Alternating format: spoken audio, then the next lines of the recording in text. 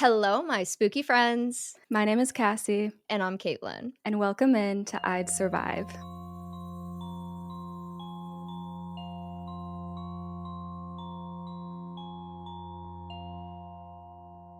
That one felt like a good one. It The way did I said feel like I'd a good survive. I'd survive. Sometimes I say it and I'm like, oh, my voice shook a little, but I just move on.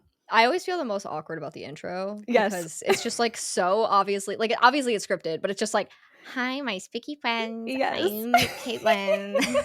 Hello. Do you think we should do we think we should do it like every time, make it a new one? Or do you think we should get to the point where it's just like a little pre-recorded thing? I have thought about this. Like, we don't need to re-record it every time. We should just get a really good one. Just Yeah, pop it in. Yeah. I agree. I have actually been watching a lot of horror. I watched 4 movies since the last time we spoke. Oh my God. And I've watched, obviously, the movie we're covering today. Yeah. I watched Friday the 13th for technically the second time because I watched Right. this in middle school, but I didn't remember anything about it. That movie actually blew my mind because I had an understanding of that film, and then the end happened and I was like, wait, what? I was so confused. Oh my Mind blown. God. Wait, girl. Okay, Friday the 13th, spoilers, everybody. I'm assuming that you're talking about, who the real villain is of the first movie. It's crazy because the whole time I'm like, where's Jason? Yes. Where's Jason? I know it's and then I was like, wait, what the fuck? What do you mean? Oh my God, I love that you didn't know that because it's a line in Scream, which I've seen Scream like 50,000 times. So I like practically know the script. There's a line in Scream, when he's giving her like horror movie trivia. Yeah. I think Cassie, like right at the beginning, like, who is the killer in Friday the 13th? And she's like, Jason, it's Jason. And then he was like, nope, that's the wrong answer.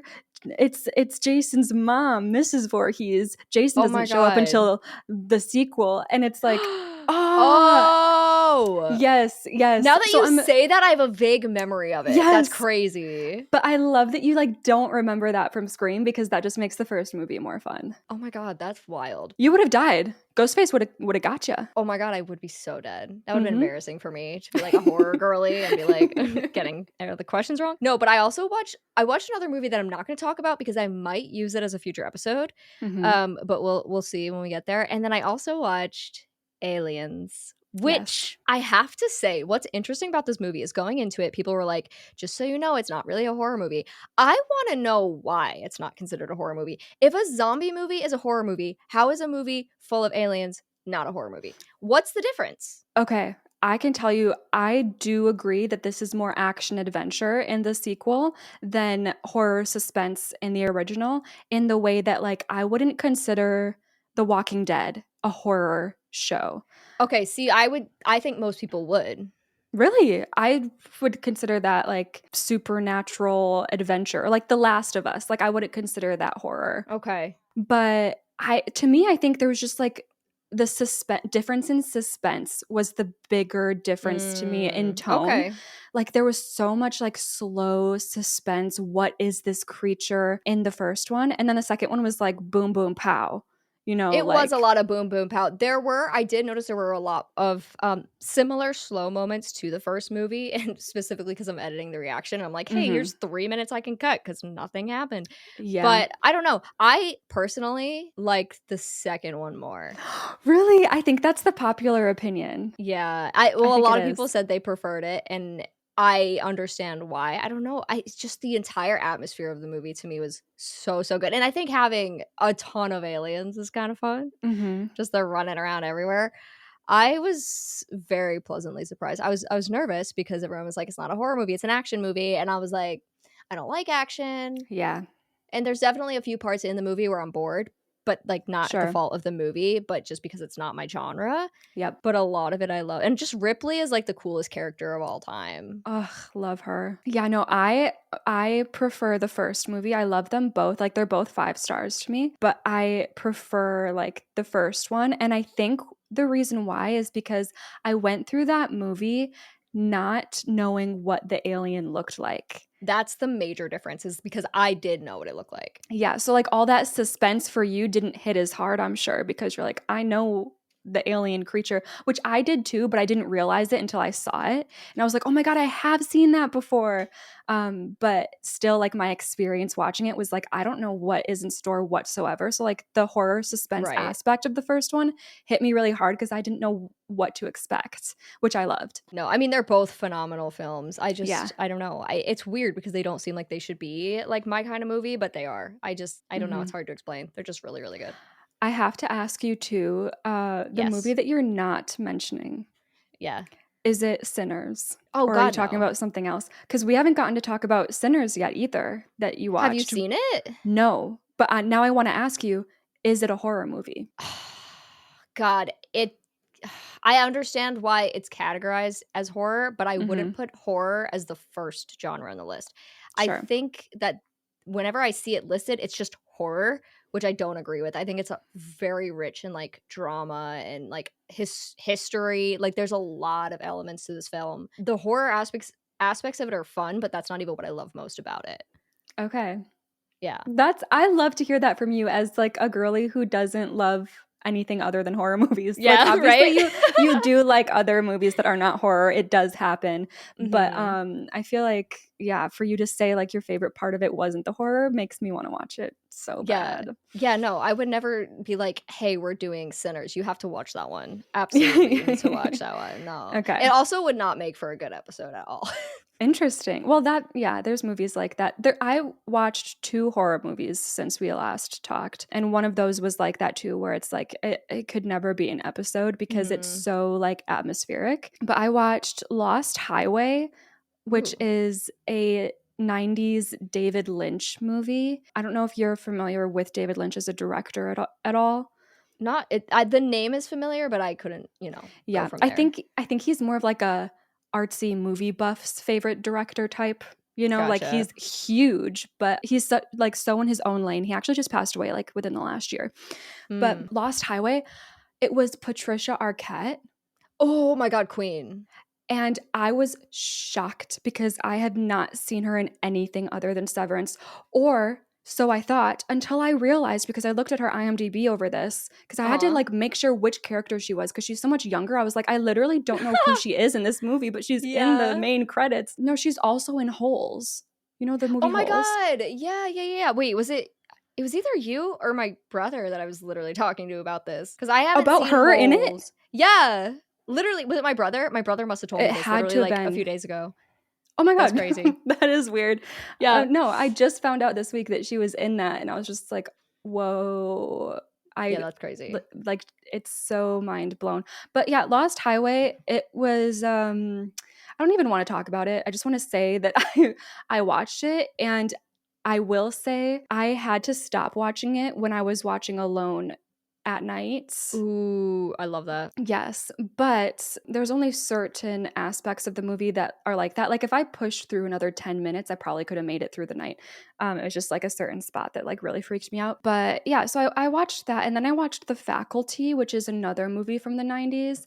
And Mm. it had like Elijah Wood and freaking Usher in it. I didn't know that Usher ever acted. Usher? Yes. Excuse me? I had a double take when I saw him because I had no idea that he ever has been in like a movie. Yeah, no. I don't know what that was about, but it was like a really fun it was a really fun movie. You could tell like I think it came out in 98 and you could feel the influence of Scream in like the references that they were Mm, making. love. And it was like all these students at school and there's something wrong with the faculty, the teachers and administration. Like they Ooh, are okay. being infected by something. It's kind of like a sci-fi horror, but very teen horror. So it was fun. And like Okay. the effects they weren't even practical effects. They were just like bad 90s effects, but I Oh loved god. them. I No, you loved gotta. them. That's awesome. No, I love a teen horror. Like a Yes. lot of people have a lot of crap to say about teen horrors. Like our episode from last week, 2 weeks ago, however long ago, There's Someone Inside Your House. A lot of people Mhm, hate that mhm. movie. I love it. I love that kind of just like teen slasher vibe. Yeah. But Yeah. I love teen drama in horror. It's so fun. Yes. Can I say, oh my God, I realized this the other day as I was trying to find an episode for this week. I have found myself now watching horror movies being like, can somebody please fucking die? Like, can you guys, someone needs to die. Like, if you Yes. don't die, I can't use this. Yes. Me the whole time now. That was me watching The Ugly Stepsister however long ago. I was Oh, like, yep. oh man. So yeah, I feel that. It's actually weird. Like, I didn't realize how big the niche of horror was where people didn't die. It's a Mhm. thing. And I was like, oh, interesting. I never really was aware of that until the podcast. Yeah, we're just sitting here hoping people die. It's fine.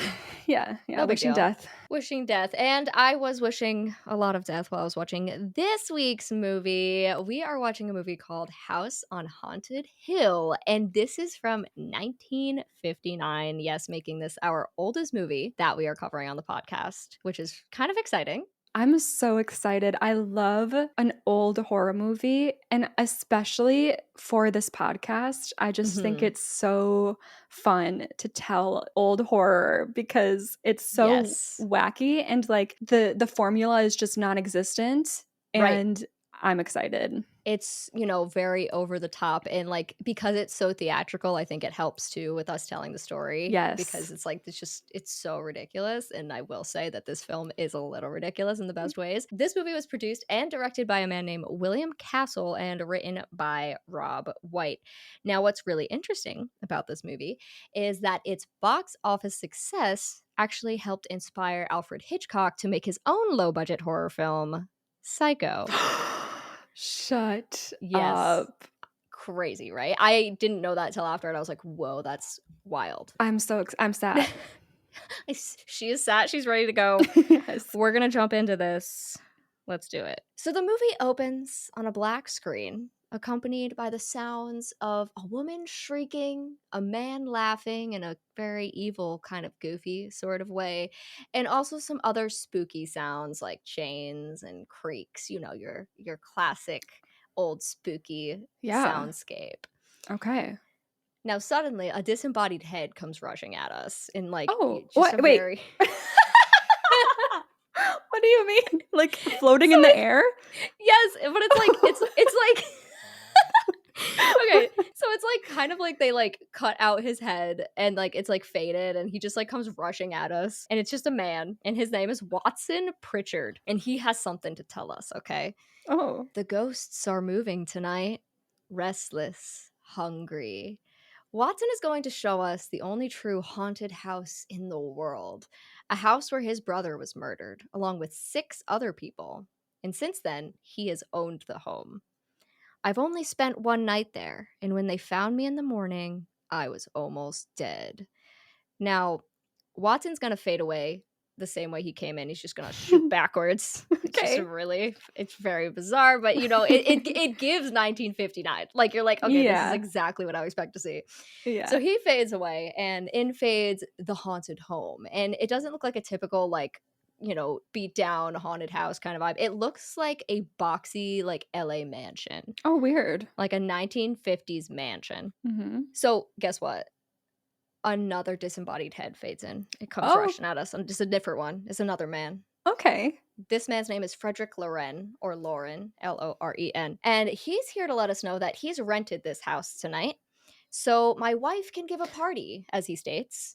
Why doesn't he have a body? It's not that he doesn't have a body, it's that they're not showing his body. It's just like an artistic decision. Yeah. Yeah, it's that's a choice. It is a choice. It's kind of cute. I feel like it feels like a play. Yes. You know? Yes, exactly. It's a very theatrical feel. And they are speaking directly to the audience too, which of course is different. Yes. He lets us know that this isn't just any old party. It's a haunted house party. She's so amusing, says Frederick in reference to his wife. There will be food, drinks, ghosts, and perhaps a few murders. And the best part about it is that we are all invited. The audience is invited. We can all come to the party. I love a haunted house party.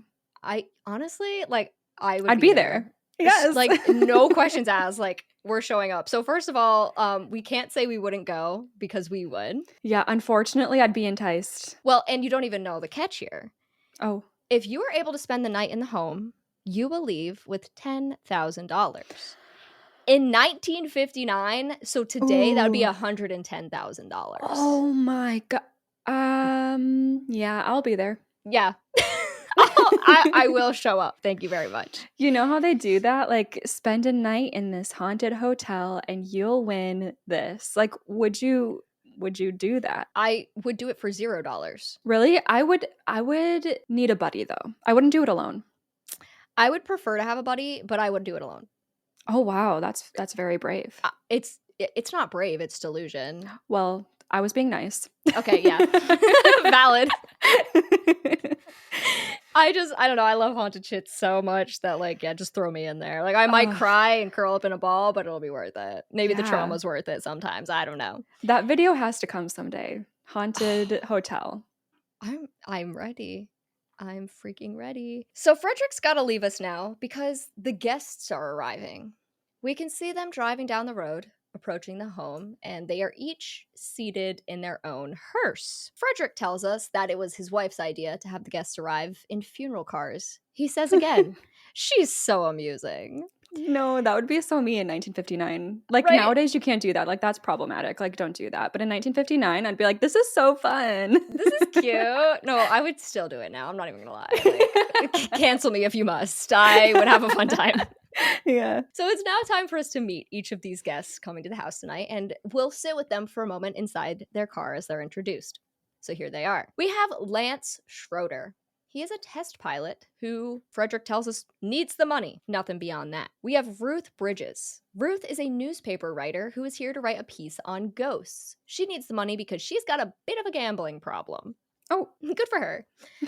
We have Watson Pritchard, who we already met from the first disembodied head. And Frederick tells us that he is a man living in mortal fear of a house, and yet he's risking his life to spend another night here. What's his motive? We have Dr. David Trent. He is a psychiatrist. He claims the ghosts of Haunted Hill will help his work on hysteria. Hysteria? What do you mean by that, sir? I think what he means by that is that he doesn't believe in ghosts. He believes that ghosts only exist through hysteria. I cannot wait for him to get fucked up in this movie. Yeah, right? Right? Lastly, we have Nora Manning. She is an employee, one of nearly 10,000 of Frederick's. Damn. He picked her because she needed the money. So, narrator Frederick is going to leave us now because the party is starting. He's sure to let us know we have until midnight to find the house on Haunted Hill if we wish to attend. This is very much giving Clue. Have you seen that movie? I actually haven't, believe it or not. I feel like I should. It's a fun one. I don't know if you'd like it, but it's fun.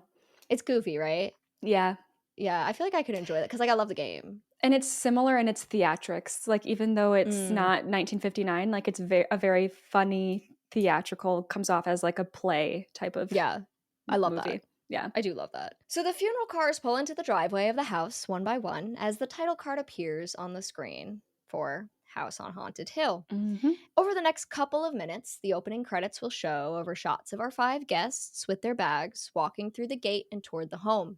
Some classic spooky music plays, of course, over this as well. Our guests stand in a clump outside the front door, not speaking to one another, and the door suddenly opens on its own, inviting the guests inside. Because it's gotta.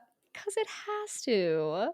The inside of this house looks probably as you could imagine. Classic haunted mansion vibes. It's covered in cobwebs. There are statues and mirrors and large, like, overly large chairs and chandeliers hanging from the ceiling. And the guests make their way into this entryway and they put their bags down. Lance looks around and says, well, where is everybody? Nora's like, yeah, this isn't the warmest of welcomes, is it? And of course, Watson pipes in with, only the ghosts are glad we're here. The other guests just kind of look at him like, okay, buddy, whatever you say, because he seems to be the only one super into the ghost thing at the moment. Now, the guests get to talking, and we realize that they're all strangers, not only to one another, but also to Mr. Loren himself. None of them have met this man before. They received a phone call that offered them $10,000 to stay in the house overnight, so they all showed up. A phone call. Now that's a new question. Are you still going? Yeah, right? A random man calls. Yeah, no, absolutely not. Absolutely not. No. I don't know if it would No. be different in the 50s because it's like maybe there's a 50-50 chance if it's 1959 me that I would, but Right, like right. 2025 me knows that's a scam. Exactly. No, that's so true. That's Yeah. so true. It's such a scam. No, you're right. But maybe in 1959, I'd be like, okay, Yeah. sounds I'd good. probably be pretty bored. Be like, all right, why not? Right? What am I doing in 1959? Like, Yeah. for real. Talking to people? I don't know. Ew. So Dr. Trent, he does seem to know, though, that Frederick is a very wealthy man, and Ruth lets us know that he's had 4 wives up to this point. So he's Oh, a lovely fella. scandalous. Suddenly, the door that they came through slams shut on its own. The chandelier begins to move as well. And of course, the guests are a little bit spooked. Hmm. Lance tries to open the door, but it seems that it's locked now. He looks up at the chandelier and sees that it's moving a bit chaotically, and he runs over to Nora, who's standing under the chandelier, grabs her away as the chandelier falls and shatters on the ground. Oh, shoot. Yeah, we're getting attacked by the house already, which is great. Yeah. We get a shot of Frederick now, and he's watching them from a balcony on the 2nd floor, and he looks kind of amused as to how this party has started. We follow him as he wanders to a room on the 2nd floor, and he walks in and calls out for Annabelle. He wants to let her know that their guests are here, and fortunately, they are still alive. Annabelle confidently struts out of the bathroom. She complains that the place is so dirty and dusty, and the water barely trickles. Why Oh, couldn't Frederick have had it cleaned up before the party? girl, I thought this is the wife, I assume. Yes, I thought you were down for the spooks. You can't be right? cleaning up the spooks. No, we can't sweep up the spooks. No, That would ruin the vibe. exactly. But Frederick lets her know, well, sweetheart, it's a ghost party. You know the atmosphere is very important. And Hmm. he looks at the outfit that Annabelle is wearing and says that it's a beautiful outfit, but it's not very fitting for a party. And she says she's not going to the party. Frederick is confused because this party was her idea, but And Annabelle also, says, like, you're here. and also you are literally here. Annabelle says that she was interested in the party until he invited all these strangers. Why didn't he invite their friends? And Frederick is like, what friends? We Oh, don't have any friends. oh. Well, that And answers that, I guess. exactly. She's like, yeah, your jealousy took care of that. So basically, they don't have any friends. He goes on to say that he invited each of these guests for a reason. He wanted a variety: a pilot, a typist, a doctor, a drunk. They all have one thing in common: they all need money. And he's curious to see how this will all pan out. He sounds a little bit psychotic. Slightly. It's giving like, yeah. He's getting off on the power. He's like, I have money. Let me see what I can make these people do. Like, go Mm-hmm. through. So he grabs a bottle of champagne off the dresser and begins to shake it up. And Annabelle's like, why do you always do that? It ruins the champagne. And he's Hmm. like, well, it might explode. He's just a man. Annabelle's like, well, it never does explode. And he takes the bottle of champagne and points it at Annabelle and is like, would you like to guarantee that? Oh, well, no. Yeah. And I was like, that's not funny. Can you maybe put that down? And Frederick's like, no, that would make a great headline. Playboy kills wife with champagne cork. Annabelle's not amused. I'm not either. No, that's not funny, sir. Thanks for trying. Yeah. Frederick goes ahead and pours himself a glass of champagne and asks if Annabelle wants one, and she says no, but Frederick says, well, if you have a glass, it'll improve your humor. Annabelle's like, my humor is just fine, thanks. Get him. Right? I'm like, yes, girl, you Yeah. queen shit. These two they're truly characters, because the next thing that Frederick says is, of all my wives, you are the least agreeable, to which Annabelle replies, but still alive, huh? All of his wives are dead. Ex-wives are dead. Yeah. Bro, there's too many red flags here. I I'm gonna know, be shocked if there's like not something up with this man by the end of the right? movie. I'm waving that red flag. Yeah. I'm marching around with it at this point. Also, comparing me to all your dead wives is insane. Crazy. Like, there's no way. So Frederick looks at Annabelle and goes, would you go away for $1 million? Annabelle shakes her head, and Frederick looks at her and says, oh, you want it all. And she says, I deserve it all. She is an icon. Mm-hmm.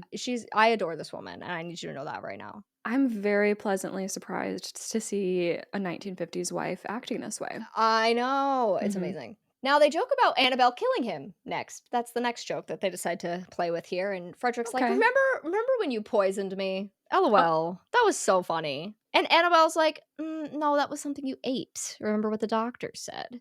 Frederick grabs Annabelle and says, "You'd do it again if you thought you could get away with it, wouldn't you?"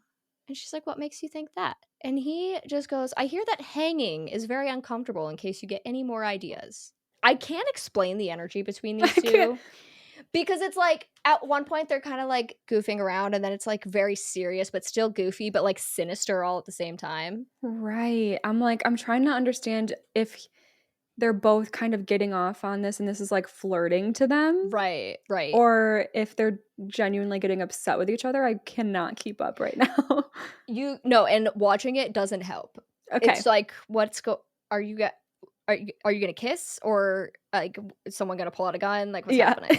Yeah. Frederick goes to leave the room, but before he does, he turns and looks at Annabelle and says, "Don't let the ghosts and ghouls disturb you, darling." And Annabelle looks back at him and says, "Darling, the only ghoul in this house is you." Mhm. I saw that one coming. Uh-huh. And he says, "Don't sit up all night thinking of ways to get rid of me. It makes wrinkles." And then he walks out of the room. You're like, "Okay, that's cool. This is an interesting couple." Back downstairs, Watson opens up a little box on a table and just whips out a big knife. It's Oh, just, yeah, it's just like a random knife in a box. sure. He says, "This is what she used on my brother and her sister. Chopped them up to bits." He says they found pieces of the bodies all over the house, but the one thing they never found was the heads. Not gonna lie, Watson's giving a little bit of a madman energy. He's also drunk already. Like, he's just like Mm, a giving drunk madman who believes yeah. in ghosts. Also, why is the knife there? Why is the knife there? Ooh. I don't know. Again, like, Watson owns the house, so, like, I guess he would know where everything is, but, like, why did he put the knife in the box in the Exactly. living room? It's an interesting choice. There's a lot of It's a interesting choices happening. They really made choices in 1959, I'm just just gonna say. The other guests, like, look at him very, skeptical. They are just, like, kinda shrugging him off because he's acting insane. Mhm. And Lance looks at him and he's like, "So there's just 2 random heads floating around in this house somewhere." And Watson's like, "Yeah, if you listen at night, you can hear them whispering to one another." Ooh. I know. Lance obviously just laughs at him, and at this time, Frederick walks in and introduces himself to the guests for the first time as their host. Watson immediately marches over to Frederick and tells him that he must call off this party now because they are definitely in danger. The ghosts are already moving about. Like everyone else, Frederick just shrugs Watson off and begins to make drinks for the guests as he describes the details of the night. At midnight, the caretakers will leave, locking them inside, and nobody will be able to leave at that point. Not until 8 a.m. Okay, does that change things for you, being locked in? Like, I mean, I guess you didn't know that going into it, but would you be like, "No, F this?" At this point, no. Mm, I feel like I'd still be okay. Again, I'm trying to like separate 1959 and 2025. right. Because, like, I'm not here in 2025, but in 1959, I probably am. Yeah, I think I might if I put myself in 1959, I might be like, "Okay." And, like, I already am here. Like, I wasn't planning on leaving anyway. That's the thing. Unless I'm getting, like, really, really bad vibes from, like, the people in the group or the host and, like, I'm Mhm. scared, which I don't think I am right now. I just am like, "Well, I this is what I signed up for." Exactly. So I guess, yeah, I might stay. I would too. Although Frederick does add here that there are bars on all the windows. Oh, There good. is no electricity, no Oh. phones, no one is around for miles, and he emphasizes that there is no way to call for help. And he finds it very amusing. He reminds the guests that they are actually welcome to leave anytime before midnight, before the doors are locked. But if they do, Oh. they will not receive their $10,000.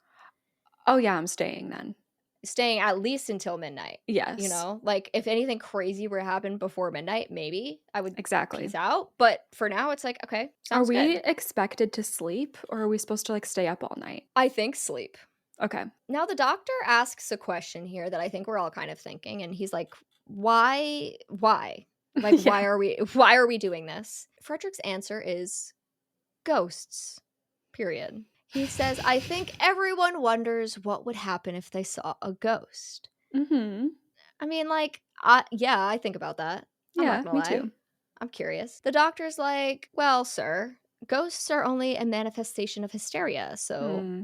this should be a success. And Frederick looks at Watson and says, well, Pritchard here promises us genuine ghosts. To which Pritchard replies, 7 for now, maybe more before morning. Frederick just looks at him and goes, that's cheerful.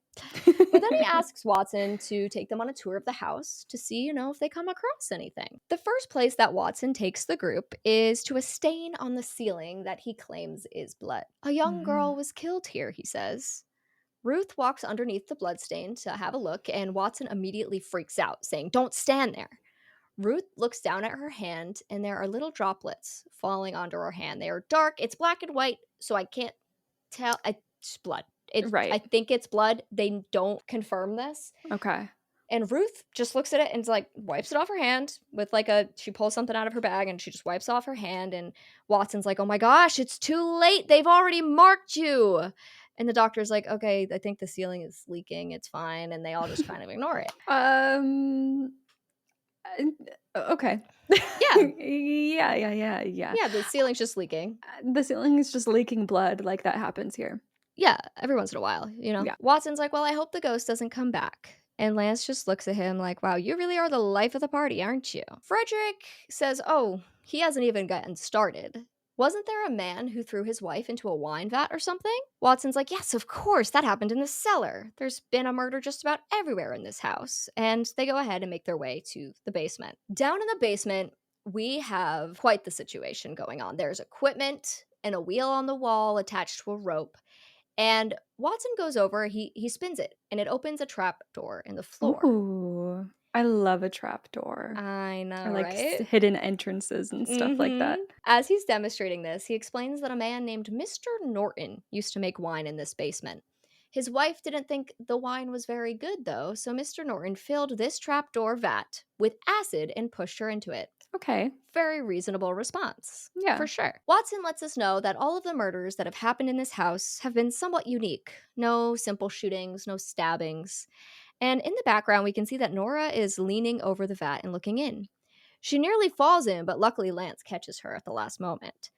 Watson's like, thank God she didn't fall in. And Nora looks at him with disbelief, saying, you mean there's still acid in there? Oh my God. Watson looks around the room and comes across a mouse trap on the ground with a dead mouse in it.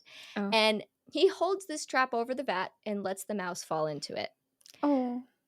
Yeah, I mean, I it's mean, dead. he's already dead. He's already dead. He's dead.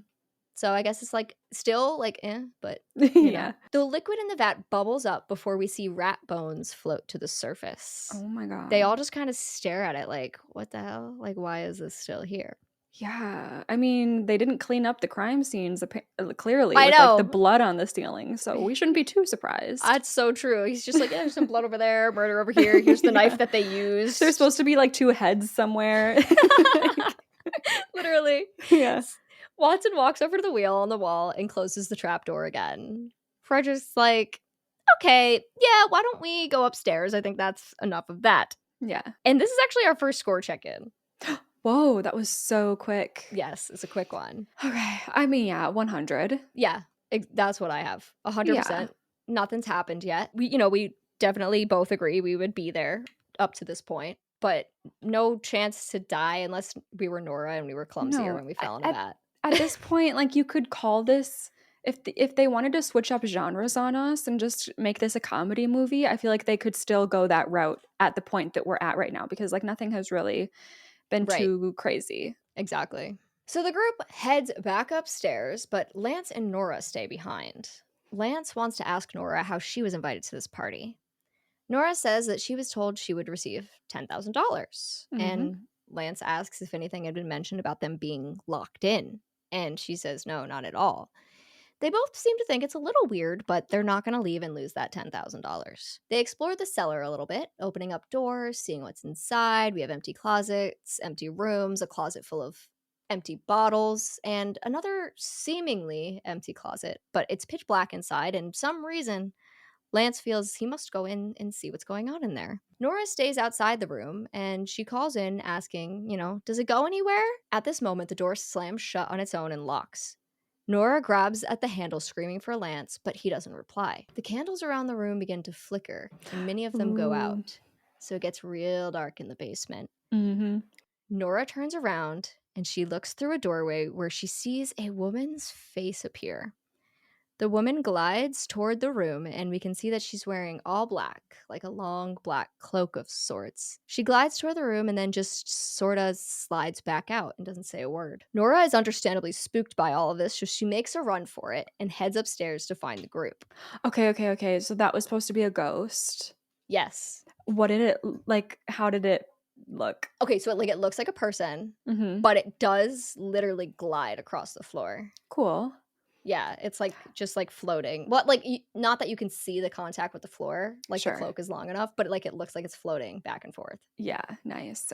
I want you to know that I'm picturing her as the ghost from this haunted hotel room in The Sweet Life of Zach and Cody. Oh, perfect. I like that. Nora finds the group in the sitting area and hurriedly tells them that Lance got trapped in a room and she saw a ghost down there and they need to come and help right away. Mm-hmm. The group, looks at her a little funny, but they all head back down to the cellar. And as Nora is running into the room, she tells them that we have to break this door down because it's locked. But when she goes to reach for the handle, the door opens easily. But he's gone. Frederick and the doctor walk into the room to actually find Lance on the ground with a Oh. gash in his head. Oh. They pick him up and ask if he's all right. And he says nothing that money can't cure, so he's still chilling. How like bad is this gash? It's not that bad. Okay. He just kind of got like a knock on the forehead. But are we like, bro, did you fall? Like, did someone attack you? Like, what happened? Right. And he says he must have bumped his head somewhere in the room. But the doctor looks around at the empty room and realizes there's literally nothing in here. So the only place he could have bumped his head was on the wall, which would have been really unlikely. Right. They head back upstairs to bandage up Lance. And Watson stays behind this time with Ruth. And he says, I wonder why they didn't kill him. And Ruth is like, they? And he just says, he didn't bump his head. They must have hit him. Mm-hmm. Again, Ruth is like, they? Watson doesn't reply. He just looks around the room all freaked out, and then they head back upstairs. The doctor's bandaging Lance's head, and Frederick is questioning Nora. Didn't she say she saw a ghost down in the basement as well? Nora assures him that she did. It was a ghost, wearing a long black cloak of sorts, she says. The doctor interrupts to ask her, well, weren't you frightened at the time? And she says, of course I was. The doctor but rolls his because of the eyes. ghost. It's because of the Yeah. ghost, doctor, not just because I decided to be frightened for no reason and then started hallucinating. Exactly. Because he looks at Frederick and says, see? That's hysteria. Mm-hmm. He blames literally everything on hysteria. That's just his vibe. We get a shot of the clock here to show that it's nearly 11:40 p.m.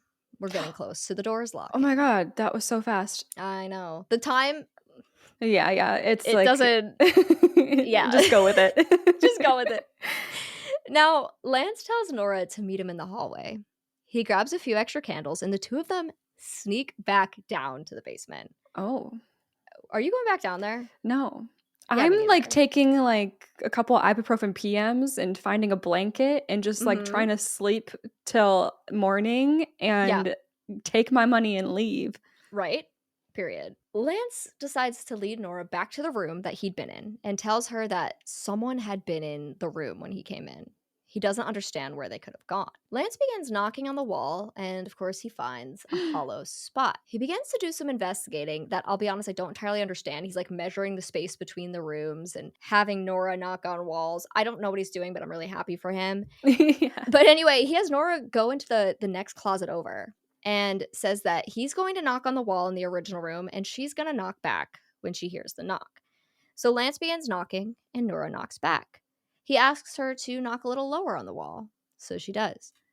When she goes to stand back up, she turns around, and behind her is the ghost that we saw before.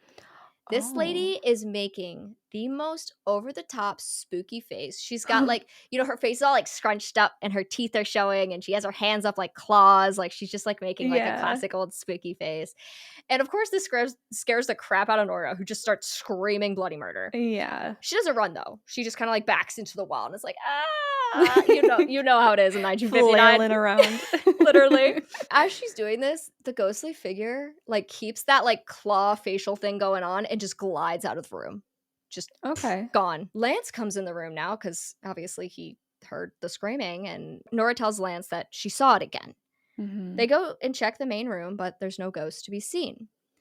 Lance is like, well, if it went out this way, I should have seen it go by. Nora looks him in the face and says, you don't believe me, do you?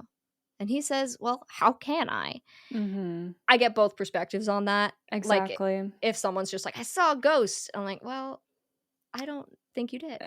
Yes, I know. Like, it's weird because usually in horror in general, I get super frustrated with people not Mhm. believing people, but when it comes to like paranormal stuff, my thresholds for patience there is much, much higher. Absolutely. Because I know that if, like, think the things that happen in horror movies, I know if my friends, family came to me with that, I would unfortunately immediately be like, okay, I think there's a mental thing going on here. Yeah, yeah. Like, Yes. that's just the more realistic solution. So, yeah. Hysteria.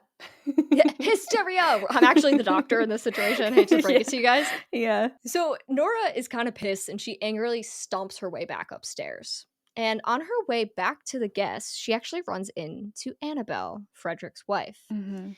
Annabelle apologizes to her, saying, this must be a very dull and boring party. Oh, well, It's it's not. actually not at all. Annabelle invites Nora upstairs to come and freshen up. Annabelle leads Nora to her room and shows her inside. Annabelle looks out the window and notices that it's going to rain. Perfect atmosphere for my husband's party, she says. Mhm. Annabelle gets serious and looks right at Nora and says, why did you come here? Nora tells her, again, for the $10,000. But Mhm. Annabelle pushes on. But why did he pick you? She's like, honestly, I have no idea. Annabelle walks right up to Nora, gets real close, like face to face, and asks Nora how long she's known her husband. Oh. Nora assures her that this was the first time that she met Frederick. Tonight, Annabelle wants to know what Nora's doing, wandering around by herself, and Nora tells Annabelle that she'd been in the basement with Lance and she just left. Annabelle says never do that again. Oh. Never go anywhere in this house alone. Mm.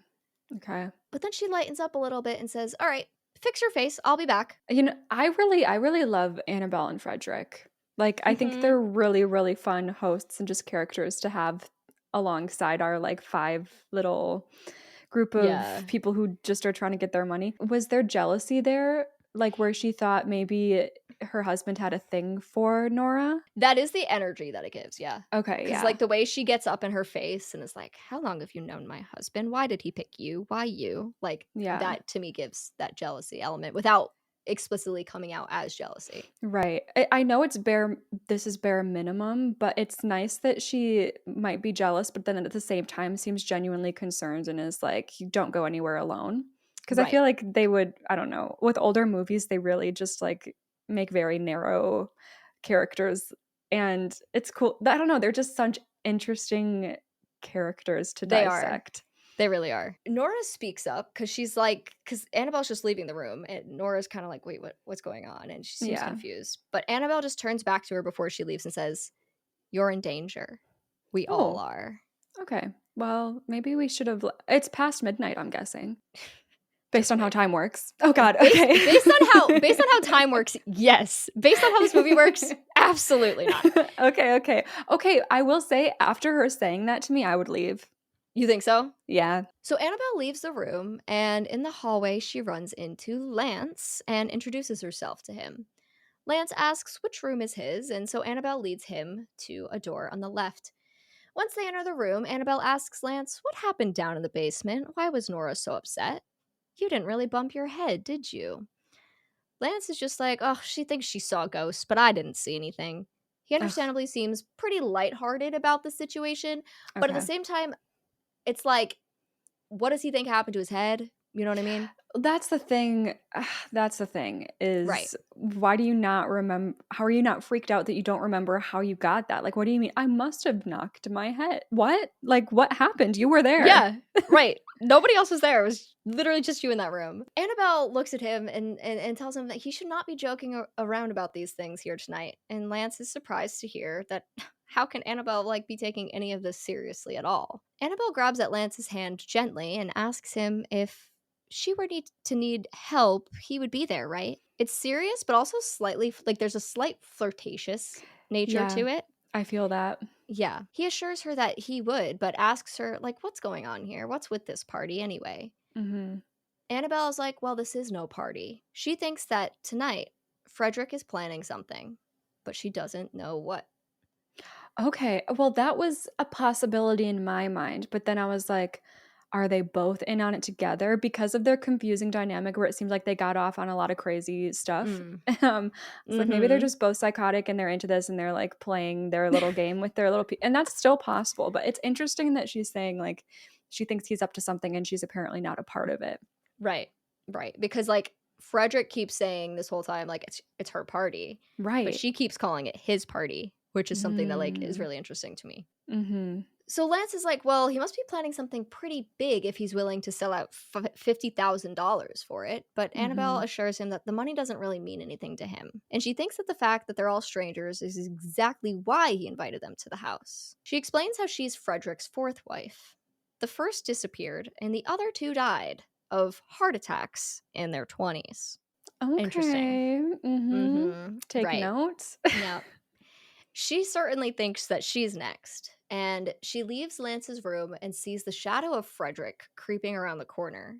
It's like it's Mhm. so like it's just like a classic like sharp shadow just like standing there around the corner, and it's just like it's so good. Love, But yeah. I exactly she sees it and she runs back to her own room and pretends that she's just been sitting there brushing her hair before Frederick wanders back in. He tells her that she's missing all the fun. Nora Manning was almost killed by a falling chandelier, and the pilot bashed his head in. He thinks it's so funny. Yeah, haha. He also asks her if she wishes to go console the pilot, the man who bashed his head in, because, that's what she would do for most men. He says this with some disgust, like as if she's like a flirtatious woman and she likes to flirt, and he Mhm, obviously doesn't like it. mhm. She smirks and says, "You are so clever, Frederick." Frederick responds with, "I lie awake at night, wondering why I married you. It was Oh, rather a mistake." And she says, "You didn't marry me, dear. I married you." Again, icon behavior. amazing. I wonder if she thinks, like, because of what she was asking Nora, I wonder if she thinks this is just all a ruse to kill her and that he's trying to get a Mm. new wife. That's a good theory. That might be, like, possible as far as her thinking goes. Yeah. I can't believe why did she get with this man? Right? Not blaming her for getting with him, but she seems, like, very, I don't know, very smart and, like, Yeah. very, like, in control within the relationship, like, doesn't let him kinda, like, manipulate her. Right. So I'm like, "Are you manipulating him? Like, what is your game here?" But, like, I Mhm. like her. I don't think it she I'm scared that by the end of this movie, I'm not gonna get their relationship, and I'm already stressed. No, yeah, they're definitely like, I don't know, I think they're the most complex characters in the movie. It's just like they're so fun. They're so fun Yeah. to like kind of try and figure out. Mhm. So Frederick heads for the door and tells her to hurry up and come down to the party. She tells him again that she's not coming to his party. He insists that this was her party, not his, and that she will be going. He walks back over to Annabelle and tugs on her hair until she agrees. Yeah, No. it's not great. Does she She react like she's shocked or like this always happens? I wouldn't say she's shocked, but like yeah, no, I don't know if it always happens, but, like, it's yeah, I think it's happened before. He just, like, Yeah. kinda pulls at her hair and, like, pulls her head back and, like, gets in her face and is like, "You're Oh going my to the god. party." It's very icky. Yeah, Very yikes. icky. So she eventually agrees, and he says, "It's almost midnight, almost time to lock up, and then your party will really begin." He then looks straight into the camera and says, "I wonder how it will end." There are a couple moments where I can't tell if he's looking into the camera or not. This one he definitely was though, Mhm. because obviously it's kinda low quality, 1959, so it's like, Right, I right. can't tell where your eyes are looking, but this one Right. you're like, "Oh yeah, he looked right at me for that." Love that. So Frederick leaves the room and knocks on the bedroom doors, letting everyone know that it's almost midnight and they're all going to meet down in the sitting room. Okay. Once Nora receives the message from Frederick, she tells him she'll be down in a moment and heads back into her room. She goes over to her suitcase and opens it up. Inside, there is a head. Oh, Yeah. There's a nasty looking head in there. It's real cute. And she doesn't even like scream. It's like more of just like disgusted like noises that are coming out of her mouth. But she's yeah. obviously like she's disturbed as all hell. Right. understandably, and she runs out of her room. Okay. Yeah, well, perfect. It's we're coming up on midnight. Now I'm definitely getting out of here. Right. Now we're gone. Yeah. So instead of going downstairs, she decides to cross through this curtain that's like partitioning the hallway. Like, have you ever seen like in old like houses or hotels, like there'll be a curtain partition in a hallway? No. Wait, It's like it on the is sides or like completely blocking off the hallway? completely like blocking off down the middle. Oh, no. That's weird. Yeah, like this has like a weird curtain partition. I don't know what's meant to be on the other side, but she Okay. like kind of gets curious and she walks through it. And Oh also my God. she like got suddenly very calm too, by the way. I was gonna say, how are you curious after seeing that? Like, I don't care. Right. I'm not curious about anything else. I don't want to find anything else. I don't want to see what's Right? going on here. Goodbye. Yeah, no. She's just like, "Oh, what's over here?" So, she walks down to the end of the hallway on the other side, and she leans up against this wall at the end as though she's listening for something. What? I have no idea, because it Mhm. just seems like she walks up to a random wall and decides to listen to it. But suddenly a hand appears and grabs her by the face, covering her mouth. The hand pulls her into the body it belongs to. It's an older man. He says, Mhm. "Come with us. Come with us before he kills you." Oh my God, do we think it's a ghost? Like trying to protect her? Kind of the vibe. Kind of the Mm-hmm. vibes. She breaks free from his grip and runs screaming. No, I think I'd trust the ghost. Right? Not kidding. Right? It's like, Which maybe that's the wrong thing, but no, but he might be onto something. exactly. Now, Cassie, guess what? Oh no. It's 11:45. Oh my God. How? It's been like 7 minutes since the last time I told you what the time is. Literally how? We have so much time to get the hell out of here. Uh-huh. It's only 11:45. Sure. So Nora comes running in and immediately goes to Frederick saying, "I don't want to stay here." Mm-hmm. At this moment, the double doors leading into the room open, and standing in the doorway, we can see the man that just grabbed Nora upstairs, and also the ghostly woman from the basement. Frederick is like, "Oh, that's Jonas Slides and his wife. She's blind, by the way. They're the caretakers." Why did I don't really know very many blind people that like scrunch up their face and like put their arms up like claws. Yeah. I didn't know that was like a side effect of being blind. It was like scrunching your claws at people. I also didn't know that they floated. Like, this was another aspect That's of blind true. people that I was not sure about. But they're the caretakers. Don't ask me why.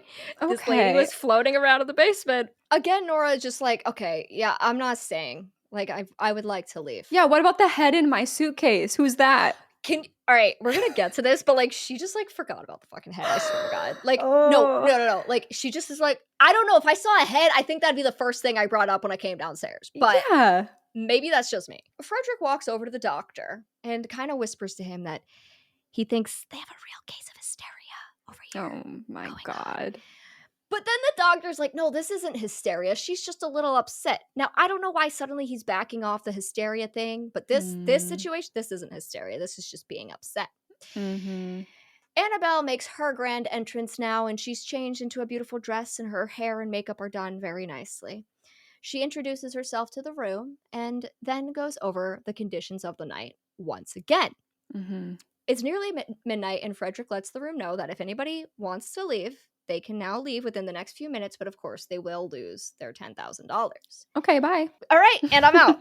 He has a new detail here, though. If anyone is to not survive the night, the $50,000 will be split among those who are left.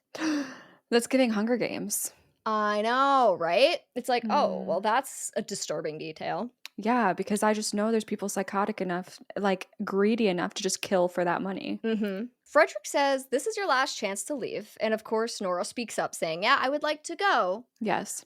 But at this time, the chandelier moves in the wind and we hear a door slam shut. The caretakers decided to leave a couple minutes early. So now everyone will be forced to stay the night. Wait, like they locked up? Yep.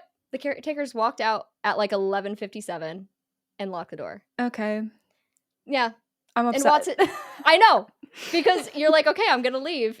And then they just left a little early tonight. And we met at 11:45. I know it didn't take you 10 minutes to give me this new rule. Like, I should have had the time to leave. I know. Them just like signifying that they're all locked up by just the door slamming and being like, "Oh, the caretaker's left." Yeah.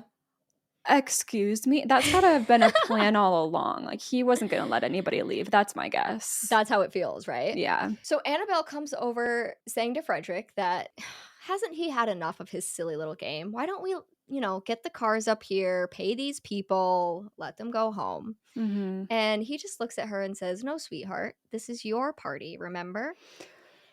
Oh my God. I know. No, I really feel like she's gonna die. I think he's gonna kill her or she's gonna die. I'm worried for Annabelle. I know. He lets the group know that there's no way he could let them go even if he wanted to. He has no way out. But he does have some party favors for them, which he's excited to share. Okay, maybe I'm in. Right? You said party favor? So on the table in front of Frederick lay 7 mini coffins. He opens them up to reveal that each one of them contains a gun. 1 gun for everyone. Oh, just kidding. I thought we were gonna get like some a goodie snacks. Some pretzels and M&Ms. Oh, nope, man. 1 gun for everybody. Oh. Frederick says that this was his wife's idea, and he thinks it's a little dangerous, but goes ahead and demonstrates to everyone how to use the gun anyway. He shoots a pot on the mantle with one of the guns. Oh, okay. Annabelle's standing next to him, and she looks a little bit uncomfortable as Frederick hands out the guns. It doesn't feel like it is her idea. Like, I feel like he's just making shit up at this point. He goes to hand a gun to Annabelle, but she refuses to take it. She doesn't need it. But Frederick encourages her to take it because, she might want to use it on him before the night is over. Haha. Playful but intimidating, scary, weird energy. Right. The doctor thinks that the guns are, a bad idea. Mm-hmm. Annabelle, okay, then she kind of has a switch here because Annabelle walks over to him waving the gun and says, "You don't think these party favors are fun?" Like, now she's suddenly like, okay with the guns. Girl, what's going on? I know. And he, of course, brings up, earlier, what if Nora had had a gun when she saw what she thought was a ghost, but it was actually a caretaker? That probably would have ended badly. Yeah. Annabelle just laughs and says, "Oh, I'm sure we're not going to run around the house shooting each other, aren't you?" No. I'm not sure. I think actually that is what we're about to do. I think there's this thing called the third act, and there's going to be a lot of guns shooting. Yeah, that's definitely what you would think. Yeah. So Watson just goes ahead, pours himself another drink, and again, he's very drunk at this point. So Nora takes this time to go over to Watson and asks him about, like, what happened to his brother and the other woman who were killed in this house. She says, you found the hands, the feet, and other body parts, but you never found the heads, right? Oh, yeah. Nora's remembered the head now. Okay. She's gonna bring that up now. Because, it's definitely not in her suitcase anymore. Right? She tells Watson and the room that she found the head up in her suitcase and that they should come check it out. Mm-hmm. And she gets, like, aggressive about it. She's like, "Would you like to see one of those heads? Would you all like to see one of those heads? Well, follow me." And she's, like, super angry all of a sudden. I fear it's giving hysteria. At this point, you're kind of like, okay. And on their way upstairs, Annabelle walks over to Frederick and hands him the gun, saying she truly doesn't need it. Frederick takes the gun and puts it back in one of the coffins. Up in Nora's room, she tells Watson that he should go over to the suitcase and open it up. If he wants to see one of those mysterious heads that's been missing all this time, he can go open it up right now. Well, yeah, of course, it's not in there. The head is gone. Yep. Nora has looked crazy all night because everything that she says, like, has just not ended up being true. Like, nobody's seeing anything that she's seeing. The doctor waltzes in and looks at Nora saying, "I think you're a little upset. Would you like a sedative?" Yes. Right? You know what? I'll take that. Nora whips around and just screams at him to get out. She starts screaming at everyone to get out. She's truly actually a bit hysterical now, but understandably so. Exactly. In her position, I might lock myself in a room and just stay away from everyone and just barricade myself from whatever danger is coming next. Right. So out in the hallway, the rest of the group discuss whether or not it's safe to even leave her in there alone. They decide that they'll stay close by, but give her space. Ruth and Lance go into their respective rooms, and Annabelle heads off somewhere as well. Now, it's just Frederick and the doctor left in the hallway, and the doctor Mhm. asks Frederick if he's sure there's only 7 people in this house. Frederick responds with, "Of course. Well, 7 plus the ghosts." The doctor says he doesn't believe in ghosts, nor does he believe in frightening women. He Ooh. seems to think that this is Frederick's doing, and that he better knock it off. Okay. I see you, doctor, and I appreciate it. You kind of feel that. Kind Yeah. of feel that energy. So this is actually our second score check-in. Yeah, I think I have to go 100 again. Right. Nothing's I'm, really like, trying to think, like, if I would hurt myself, you know, like, her, like, going in a Mhm. downward spiral of not being believed and then being trapped. I don't think I would hurt myself, though, Yeah. at this point. Obviously, the guns are there, but I don't think I would provoke anyone into feeling like they needed to shoot me at this point. Yep. I don't know why I said it like that, like, people who get shot are, like, provoking people. It's actually their fault. But you know what I mean? Like, I Yeah. could see, like, somebody, like, shooting someone at this time if they're feeling scared, and I'd feel like I would not, like, be chaotic right now. I'd just be, like, freaked out in my own shell, and hopefully I would've you know what? It honestly, I also would've just ran out the door. I wouldn't have waited for the new rule. I'd be like, Oh, "I I don't care, know. goodbye. I don't Right. care." No, I have to agree with you on that one. I'm like, why was she, like, waiting for permission at that point? Like, just Yeah. go. I mean, maybe she needed the car. I guess, you know what? The car's left. She doesn't have a car. Oh, yeah, and it is a pretty isolated house, right? Yeah. I forgot about that detail. There are no cars, no phones. So, like, where's she gonna go? Wait, that's stupid. They say you can leave. How? Like, I even if think I they wanted call them to a car. but they said there's no phones. Oh, shit. You're right. Like, how are they gonna let them leave before midnight? This is why I'm like, I think, like, there's a human it's not like a goat there's a human that's pulling strings here, and I think it's Mm. Frederick. So, back in we go. Oh, wait, are you at 100 as well? Oh, yeah, me too. Sorry. Yeah, so we're both matching so far.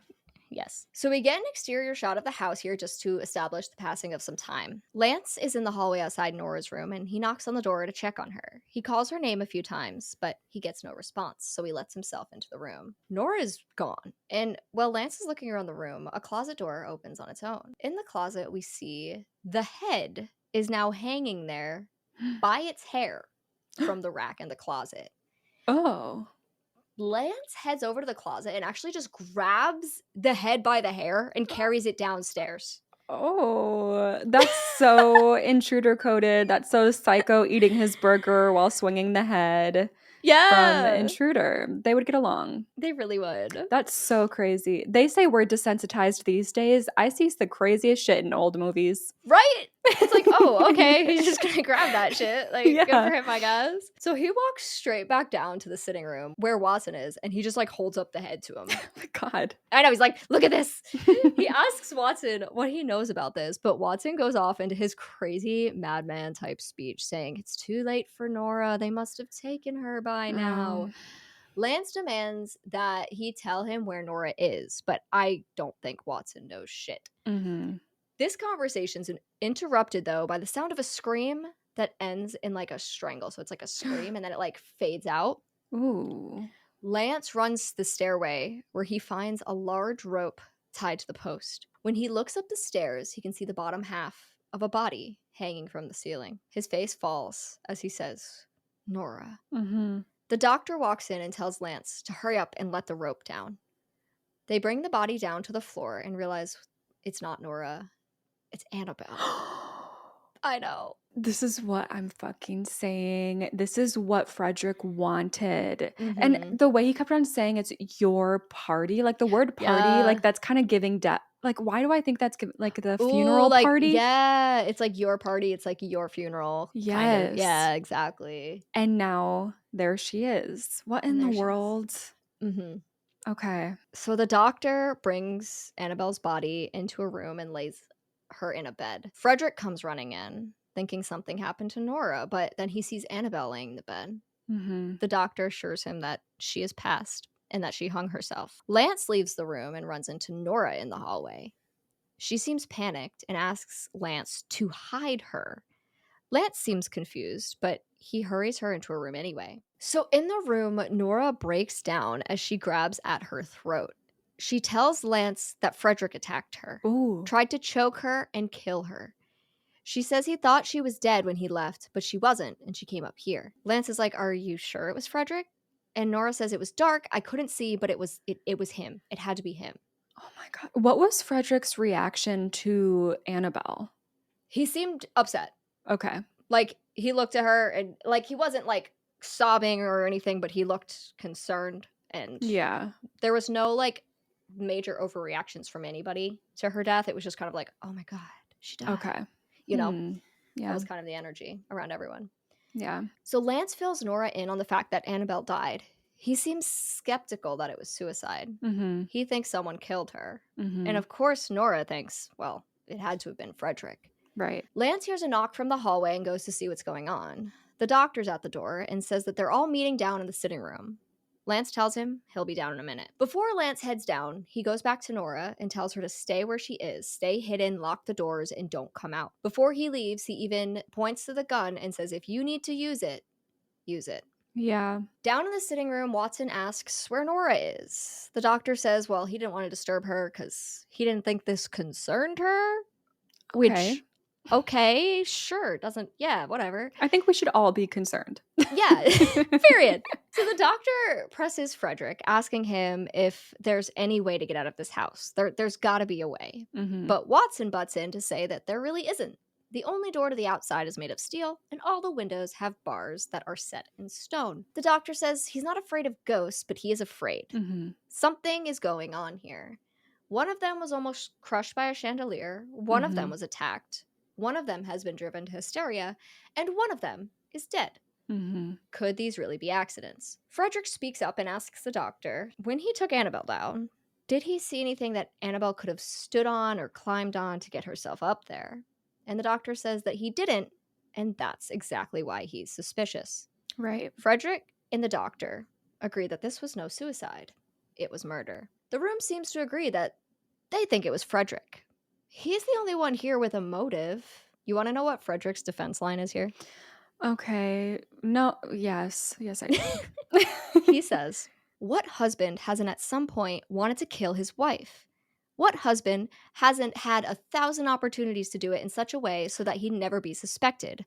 I'm not such a fool as to hang my wife from a ceiling by a rope. Okay. That's one hell of a way to defend yourself. This is why women choose the bear.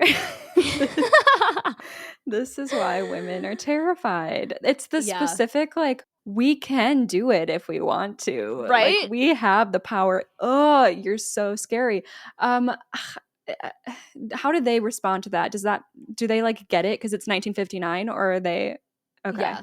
It's very much just like, no one's like shocked by him saying this. This is like just, yeah. I was gonna say, like, how ever since Annabelle's death, like, how Frederick has been acting, it does seem like he's innocent. Mm-hmm. But, like, even saying something so crazy like what he just said, it kind of, like, feels like he's even more innocent because it's like, you're so stupid. Like, if you just killed her, you wouldn't say something like that. Right. This is why I love old movies, is like, I don't know the formulas. Like, I don't know if, like, they're trying to make it not obvious that he's the killer by doing this.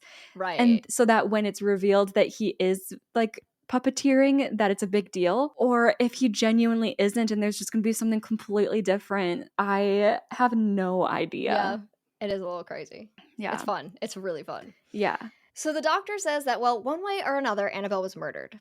By who is a matter for the police. But of course, they're not going to be able to reach the police until morning. The doctor continues on anyway, though, and he says, why should a millionaire want to give each of us $10,000 to spend one night in a gloomy old house? To see some ghosts and have a party? Frederick is like, okay, are you done? Have you decided if I'm guilty yet? And the accusations are flying around, but Lance speaks up to say that this isn't getting them anywhere. Somebody killed Annabelle, but it doesn't seem like we're going to find out who it is right now. He says that he knows that all he needs to do for the next 6 hours is protect himself. So he's going to go to his room, and if anybody enters that room, he will shoot them.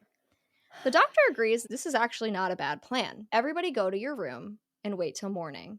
No innocent man would leave his room. Only a guilty one would. Well, exactly. That's why I'm like, it's not an awful idea, but like we know there is somebody guilty in this house. So like that's why I think we need to stick together. Like Mm, I think yes, there might be a guilty one among us, but if we all stick together, like there's power in numbers, obviously. I mhm, think we should go in one room, like stay in one room together and maybe bring one gun, not guns for everybody mhm. and like just like sit in a circle, put the gun in the middle and just like stay still. Just look at each other and make sure we're all here and we're not doing anything. I don't hate that. I really don't. That's not Yeah. bad. And the one gun is in case there's like somebody in the house that we're unaware of and they come through that Mm, door. true. Exactly. I like that. That's not bad. Watson's sure to tell them that the rooms and the guns, they won't stop these ghosts from getting them. But everyone's like, okay, Watson, yep, the ghosts. Yeah. Yeah, okay. So they all head back upstairs to go to their rooms. And we walk down the hallway and drop off each guest in their room as we walk by each door. Mhm. First Watson, then Ruth. Lance goes into his room and the doctor into his. And finally, Frederick enters his own room. We spend some time with each of the guests in their rooms as they wait for morning. Lance sneaks out to go to Nora's room. And as soon as he enters, Nora shares that she's having doubts now. It was so dark down there, maybe it wasn't Frederick. But Lance says that it had to have been. It only makes sense. He would be the only one here who would want to kill his wife. I have a question. For Like sure. your vibe watching this movie, like seeing it play out in front of you, Mhm. are you feeling like ghosts are a possibility or are you like, "Oh no, it's obviously like humans messing with humans?" Was definitely leaning more human, but I wasn't like putting ghosts out. Okay. That's where I'm at. I'm like, it seems like it's just human right now. I Yeah. mean, it could twist into paranormal, but as of right now, it does seem more human. So I just want to make sure Yeah. I'm catching the right vibe. Yeah, you are, for sure. So Lance says that there has to be a way out of this house, and he's going to find it. He tells Nora that if he finds a way out, he'll come back and get her, and then he leaves her room. He heads through that curtain partition that Hmm. Nora had went through earlier. Hmm.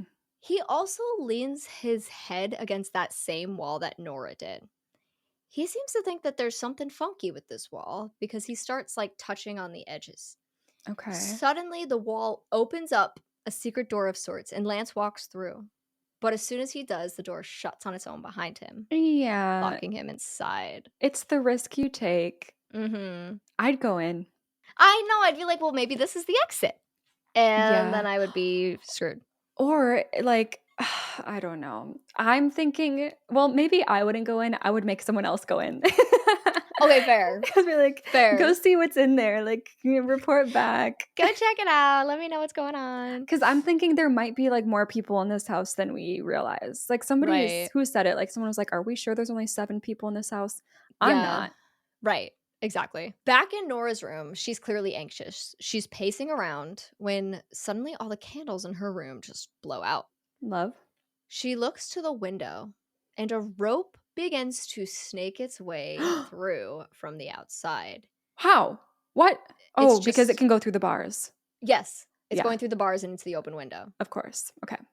I think that's so funny that I said a rope was snaking in. And you're like, how? Oh, the bars.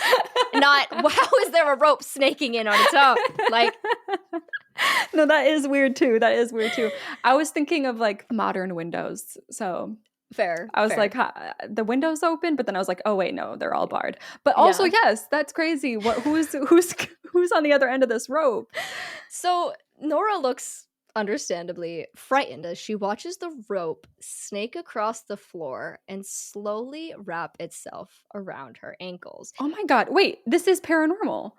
I thought it was like a rope, like being like pushed, like worked in with a human on the other end. But doing all Mhm. that is straight paranormal. It's literally wrapping around her ankles. And the funny thing is, it's happening very slowly. So she Uh could huh. just like step out of it, but she doesn't. Yeah. Okay. She just stops and stares at this rope as it begins to tie her up. When she looks back up and out the window, she sees the body of Annabelle floating there, the rope tied Whoa. around her neck. I was thinking when you said rope, I immediately did think Annabelle, and I was like, oh my god, Mhm. is the rope gonna like snake around Nora's like neck Right. and like kill her? And that's what happened to Annabelle. But now it's Mhm. like You what? That is Mhm. Annabelle, and it's Annabelle's rope. That's wild. Yeah. I've never, no, my mind is blown because I've never heard of anything like this. It's so great. Annabelle glides toward the window, not saying a word, as spooky music plays and the storm rages outside. Can we see if her eyes are open? They're open. Okay. Yeah. Nora stands frightened in place as Annabelle then slowly backs away from the window, pulling the rope with her. But the rope doesn't like wrap itself around and like pull up Nora. It just like unravels Oh, and okay. pulls away. Yeah. So Nora quickly runs over to the dresser and grabs the gun. But when she looks back, Annabelle's gone. Nora's done hiding and she runs out of her room screaming in the hallway. She comes upon Annabelle's body hanging from the ceiling again in the hall. In the spot that they originally found her? I think it's a different spot. Oh, weird. Okay. Yeah, just like her body again. She backs into a door screaming and screaming and screaming and screaming some more when a large furry hand wraps around the door and goes to grab at her. But she runs away before it touches her. Furry? What the hell? Yeah, it looks like a werewolf hand kind of vibes. Oh, okay. Yeah. So Nora runs downstairs calling for Lance. She looks around the living room and it's dead quiet. But when she looks at the piano, it begins to play on its own. Oh, you gotta have it. Always. And you're not gonna believe this, but she runs screaming out of the room. We get another exterior shot to show more time passage. And when we come back, we're with the doctor who is now knocking at Frederick's door. Frederick opens up but immediately holds the gun up to the doctor. He asks him, oh, is this an admission of guilt? Because they did say whoever left their room was the guilty one, didn't they? The doctor is like, no, I'm here because I heard somebody or something in the home. Somebody's left their room. He asks Frederick if he heard anything. Frederick does say that he heard the organ music, and the doctor says that he heard somebody walking around. They didn't hear screams? Yeah, I don't know. They didn't hear those. This is like Slumber Party Massacre all over again, like screaming. No one hears that. Got it. They decide that they're both going to investigate, but the doctor suggests that he'll look up here and Frederick can look downstairs. Frederick's like, well, why don't we stick together? But the doctor says that they don't have any time to waste because someone's life could, be about to end and they shouldn't be wasting any time. Yeah. Frederick heads downstairs, and then the doctor starts to act a little sneaky. He heads into the room that holds Annabelle's dead body. He leans over her and says, it's almost over, darling. Every detail is perfect. Annabelle takes a deep breath and sits up. She stretches her neck out a bit because I'm sure it's been a bit sore from all this hanging that she's been doing. The look on your face right now! I'm so excited and shocked. I'm thrilled. What the fuck? Listen, we'll talk about it at the end. Yes. She asks the doctor for an update. Has she killed him yet? Lance says not quite, but she will. Annabelle then begins to take off her clothes and asks the doctor to help her out of this hanging harness that she's wearing. The doctor tells Annabelle that Nora was hesitant to protect herself with the gun, but the incredible performance by Annabelle at her window was really what put her over the edge. Great job, Annabelle. Was she like on the roof? Hello? I guess so. I don't know. So somehow the doctor knows that both Nora and Frederick are headed to the basement right now. I don't know how. And Nora is just scared enough that she'll shoot anything that moves. So he's confident that she will shoot Frederick. Okay. Annabelle's a little concerned that someone will call out their plot, but the doctor assures her that it's airtight. Annabelle asks about her suicide. How are they going to explain that? And he's like, no, we'll pretend they didn't it was think just... ahead of time? Literally, tell me why they didn't have this conversation earlier. Tell me why. But he's like, oh, no, we'll just pretend like it was a ghost party gag. Like it was, you did it as a little like prank. Sure. And literally the next line I wrote was, I'm surprised they didn't think of these details ahead of time. Right. So that's exactly how I'm feeling. I fear it's just like the script. Like we got to explain what's going on to the audience. I'm not going to hold it against the characters. So the doctor kisses Annabelle and tells her that when she hears the shot, she should come down to the cellar, and he leaves the room. Oh my God. She's going to hear a shot, but it's not going to be the shot that she thinks it is. There's going to be something crazy is about to happen. Oh. So down in the basement, Nora is creeping around, gun in hand. She looks around the room as the candles begin to dim again. Frederick creeps down the stairs behind her, and when Nora turns around and sees him, she shoots him without a thought. Oh. Frederick goes down, grabbing at his chest before going limp on the floor. Now, guess what? Nora runs screaming out of the room back upstairs Yes. because that's all she knows how to do. Once she leaves, we see the doctor come out of a dark corner. He opens up the acid vat Oh, and then walks over to Frederick's dead body. oh, I thought he was gonna kill Nora. Okay. I was like, That, you know, damn. that would be fun. Why not? Yeah. So the doctor picks Frederick up from underneath his arms and drags him to the edge of the vat. Suddenly, the room goes pitch black and we hear a choking sound and then a splash. Now we see Annabelle making her way to the basement. And when she walks in, the lights are actually back on again. I don't know why, but they are. And she Mhm. calls for David, for the doctor. She's like, David, David. Suddenly, the doors around the room all begin to close on their own. They all slam shut. Annabelle stays pretty calm through this and then peers over the acid vat. She sees a full skeleton float up to the surface. That is some strong acid. Just I know. immediate bones. It's wild. Clean skeleton. Yeah. But this skeleton, it doesn't stop at the surface. It continues to float out of the vat and into the air. Annabelle. What? Yeah, it does. Okay. What? Annabelle tries to run, but the doors are closed and locked now. The skeleton makes its way across the room, kind of taking like slow steps toward Annabelle. And we hear a haunting version of Frederick's voice play out. At last, you've got it all. Everything I have, even my life. But you're not going to live to enjoy it. Come with me, murderess, he says, as the skeleton places its hand on Annabelle's shoulder. She screams out in fear and backs away from the skeleton as he continues to come toward her. Now, unfortunately for our girlie, she's not the most observant person in the world. Oh, God. She backs up directly to the edge of the No. vat of acid. Okay. Like, she really didn't have to, but she absolutely did. Bro, where's the doctor? I know. The skeleton reaches out toward her, and its bony little arm, like, just kind of like pushes her, and she falls backward into the vat of acid. R.I.P. Miss Queen, even though you're a murderer, like, Queen. Right. Cross her off again. I know. It's the second time.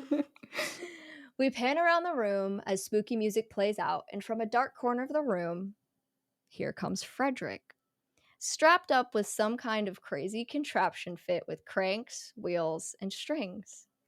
He uses one of the cranks, and we watch the skeleton drift across the room toward him. He grabs the skeleton, his little buddy, as he says, "Good night, Doctor. Good night, Annabelle." So when the lights went out, he killed the doctor.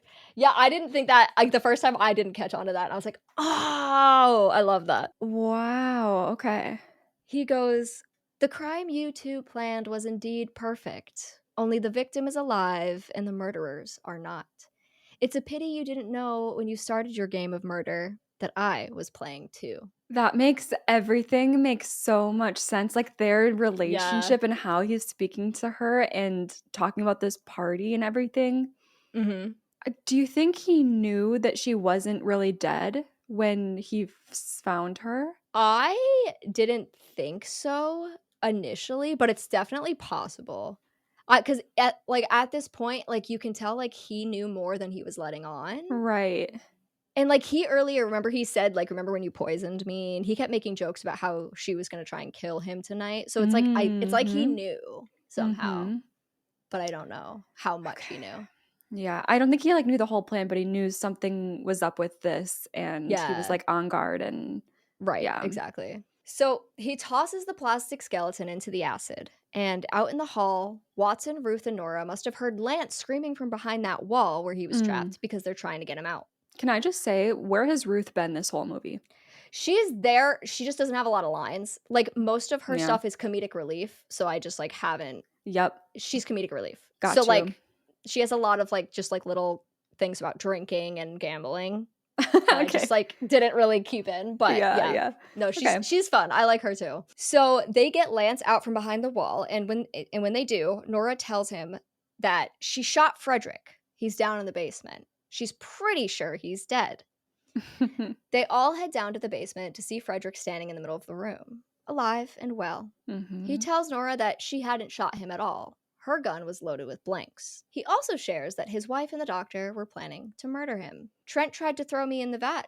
My wife stumbled and fell. I'm ready for justice to decide if I'm innocent or guilty. He pushes through the group and makes his way upstairs. Watson walks over to the vat and peers inside. Now there are 9. There'll be more. Many more. They're coming for me now. Oh. He then looks right into the camera as it zooms in on his face as he says, and then they'll come for you. The movie finishes on a shot that backs out the front door of the house slowly as the door closes on its own, and up comes the end. Yeah. So Wow. this movie is very unbelievable in a Yeah, lot yeah. of ways, but it's 1959 and it's a spooky movie, and that's just kind of the vibes. No, yeah, it was so fun. But yeah, it's very fun and very very good on the plot twists Yeah. for a movie from back then too. Like I didn't see like the double plot twist coming. Like, you Yes. know, there's like 2 moments where that happens. Like the doctor, so technically like the doctor, Annabelle, and Frederick are all guilty. Yeah. I feel a little unsatisfied that I have not walked away with my 10K. Like, I would like to see them getting handed the money and being like, Right? It's goodbye. like this is all for nothing. But I think it also is interesting that this isn't the first time something like this has happened in this house. And while there isn't like literal ghosts like that we're seeing cause this to happen, it's still like there's something about this house where these things keep happening. So that's like Yes. interesting in itself as well. Like I think Watson Yep. is kind of onto something with that one. Right. Yeah, I think you could definitely say that there is a paranormal element because the other things too, like now I don't know if this is just the movie or if this is like paranormal, but like the doors close and open on their own, the Right. candles blow out, like all of these things do happen that really like have to be, I would say, have to be paranormal. By the way, you kept saying, you said twice, you said, I think Frederick is pulling the strings and Frederick is puppeteering. And I had to just like keep my mouth shut, like thinking about the end of the movie where he's literally puppeteering a skeleton. And I'm like, oh my God, she just said that twice. That's Oh so my funny. God, he really did. That's amazing. Now, there's one fun fact about this film that I left out at the beginning because it's a spoiler for the movie, but I'm going to tell you now. Yeah. This film is actually best known for a gimmick that it used in its original theatrical release called Emergo. In some theaters that showed the film, exhibitors rigged an elaborate pulley system near the theater screen, which allowed a plastic skeleton to be flown over the audience during that scene in the film. And I looked up videos, like, because sometimes they like show the movie like in modern theaters and they'll do it, and there's like a skeleton that floats around. It's so funny. I can only imagine that back then. That is so fun. No, I love it. I like love and hate it. Like I want to say like let's bring more of that back, but then I'd also be a little terrified every time I went to the movies. Yeah. Like I don't know if I'm in the mood to be jump scared by a skeleton flying around right now, but it's so fun. The way I was reading about it, it seems like people really didn't like it and they looked down on it because it was just like gimmicky, but I think it's cute and fun and quirky. So I agree. I think some people are just upset and embarrassed when they get got, like when they have like when they get jump scared in that way that they're not expecting. But I love the idea. I think that's so fun. So this final act score, who did you put yourself in the shoes of, or like how did you view this final act as far as your score? So can I be so honest with you right now? Yes. I haven't even thought about it yet. Really? Because like I don't know, because I wanted to talk to you about it. Okay. Because it's like, who dies? The murderers. Right. So I wouldn't be how murderer. do we judge this? Yeah. The thing is, I want to say like the people that died, I wouldn't do the things that they're doing. Like I wouldn't try to murder my husband. So am I good? I think so. Is there like any moments where an innocent person could accidentally get entangled in it? Like I guess I could accidentally fall into the vat of acid if I'm stupid. Like just stuff like that. I feel like that's the only way that I would die. That, or I could see, because remember there are some loaded guns, because I know like the first gun that Frederick gave out did have bullets in it. I don't know how he ensured that hers didn't have any bullets, nor do I know why he did that. But It's like if you had left your room and, like, somebody shot you, like, I guess it could come down to, like, are you trying to escape your room? I'm That's not. true. No, I mean, I told you back in the second act, I'd be, like, taking my pills, my Yep. ibuprofen PM, and knocking myself out and staying in my room and going to sleep. Right. Yeah, the paranoia of the group, like, definitely, like, getting shot by someone who thinks that you're a ghost Mhm. or trying to murder even though you're not, like, just because of how much hysteria is spreading within the group. Yeah. I guess that also could play a factor. I would never be alone though, too. I would like Mm. do the buddy system or like try to get everyone to stick together. Like if I was Nora, I would probably stick with Lance Yeah. 24/7. Right, because like, they connect, and then it's like, "Okay, well, they seem like they'll stick together, it'll be fine." I don't know, I honestly like, it's hard for me to see any situation in which I'm really dying here because I think Yeah. the innocent people are not the targets. Yeah. So if you're innocent, like you're safe, which Y means right. are we just Right? gonna do 100? Are we gonna do a 0 and then a 100 back Th to that back? that's why I think it's okay because we just had a 0. It feels Yeah. kind of right to then just have a Yeah. 100. Yeah, I right? I don't, cause like, I don't know, I wasn't sure, but people do die in this movie, so I was like, "It work? Question mark?" I don't know, I think there is a lot of decision making, but I think at the end of the day, I think you're safe. Yeah, I agree. Cassie, for the first time, like, we would survive, period, end of story. We would survive. Because we're not murderers, so, like Yes, because 'cause we're just innocent people. We would survive and we would make $110,000. exactly, I would get my money. Hands Yeah. it over, Frederick. You better give me my money. He better. I hope in my headcanon he everyone got paid for dealing with his murderous affair drama. Exactly. There is one point too where like they discuss, they're like, "Do you think we're actually gonna get paid?" And they're like, Mhm. "Well, $10,000 to him is like nickels to us, so probably like it doesn't Yeah. matter to him because he's like a millionaire." Yeah, I But think it's likely. I think yeah, we're surviving and we're rich. I love that for us. Oh my god, we came out of this movie better than when we entered it. That's so Yeah. like rare for us, and I love it. Yeah, That's I don't think amazing. that'll literally ever happen again, but I am No, really happy that we got to have this experience. I know. I'm happy for us. Well, friends, I hope you enjoyed this episode. I guess you could say this is a little bit of a different episode. We've had a few of those. I think last week was a little different, and this week's a little different. Hope you like the different ones. Be sure to check out our Instagram at I'd Survive Podcast, and you can also reach our Discord from there. On Discord, we chat about the movie, and also you can let us know what your survivability score for this film would be. Would you survive?